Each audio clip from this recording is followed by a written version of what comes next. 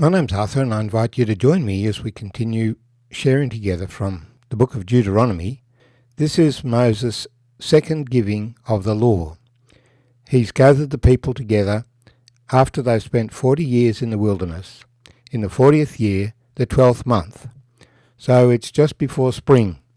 He is just about to die, and the children of Israel themselves, led by Joshua, are just about to cross the Jordan and enter the land that has been promised to them. But they've already taken some land on the eastern side of the Jordan, and it's been allocated to 3 of the tribes. The territory east of the northern half of the Dead Sea has been granted to Reuben. The area east of the Dead Sea on the southern half belongs to Moab. Then, halfway between the top of the Dead Sea and the bottom of the Sea of Galilee, there's a river, Jabbok, that feeds into the Jordan, and the area below that has been given to the tribe of Gad, and the area above that has been given to the half-tribe of Manasseh. Moses has urged the people that God has given them their law. They have a special relationship with the God of heaven, and they can dwell in that land as long as they honour that relationship and live by his commandments. But if they neglect them or forget them, then he will throw them out of the land. But because he has this covenant with them, he will not destroy them completely. They will live a long time among the nations, but in the end, when they turn back to the Lord, when they seek him with all their heart, then he will hear them, and he will bring them back to the land and re-establish them as the chief of the nations. And so Moses urges the people to keep the commandments. And to do that, he will set aside what are called cities of refuge, key cities where the judges of the law will reside, that when there are issues that arise, people can come to these cities and obtain judgment.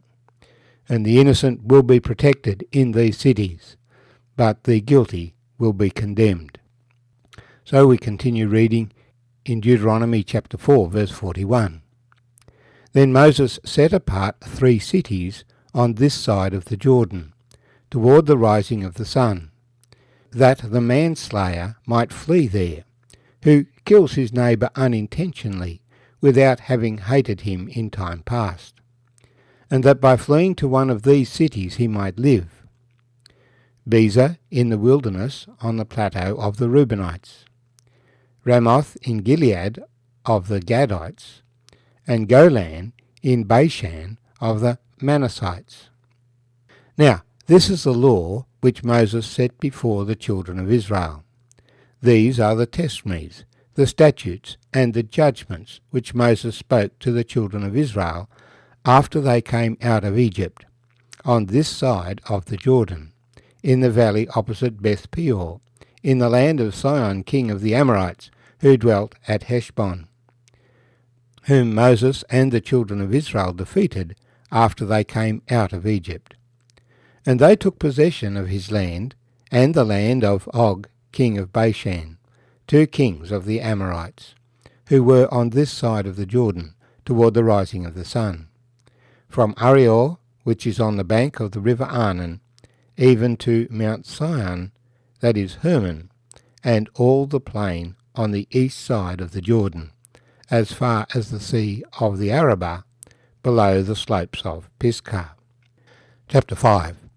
And Moses called all Israel and said to them, Hear, O Israel, the statutes and judgments which I speak in your hearing today, that you may learn them and be careful to observe them. The Lord our God made a covenant with us in Horeb. The Lord did not make this covenant with our fathers, but with us, those who are here today, all of us who are alive. The Lord talked with you face to face on the mountain, from the midst of the fire. I stood between the Lord and you at that time, to declare to you the word of the Lord, for you were afraid because of the fire, and you did not go up the mountain. He said, I am the Lord your God, who brought you out of the land of Egypt, out of the house of bondage. You shall have no other gods before me. And may the Lord bless these words to us as we share them together. So there are two aspects as we've read the end of chapter 4.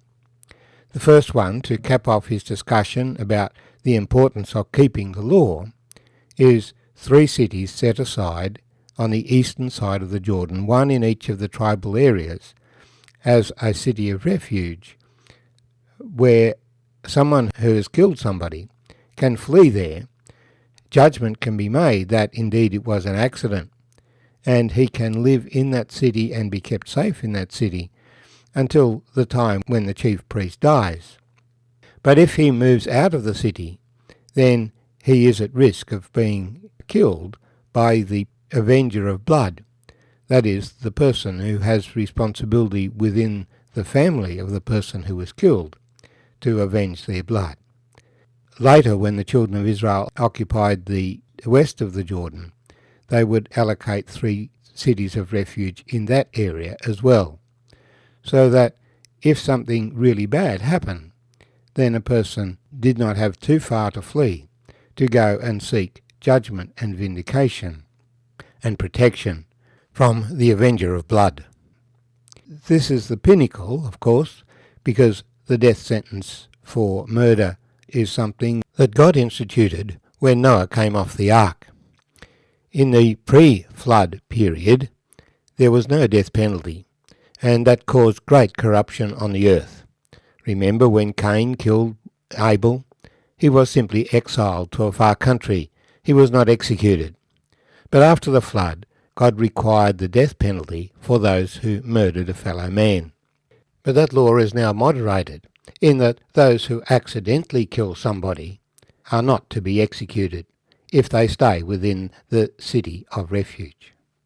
When God introduced the death penalty for murder to Noah, he also permitted men to eat meat.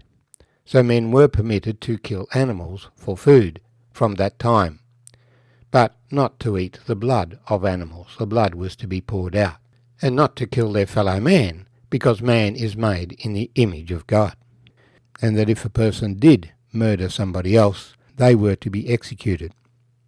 Now he turns the attention to exactly what is the law that he is talking about. It was given to the children of Israel as recorded in Exodus, with extensions concerning the Levitical process in the book of Leviticus. But now he's going to repeat it again in the book of Deuteronomy, because this is really important stuff. It is the basis of the civilized society that any nation needs to follow. It's foundational to the Australian culture and nation, these things that are taught by Moses. And it is in keeping these things that our society can be a good society.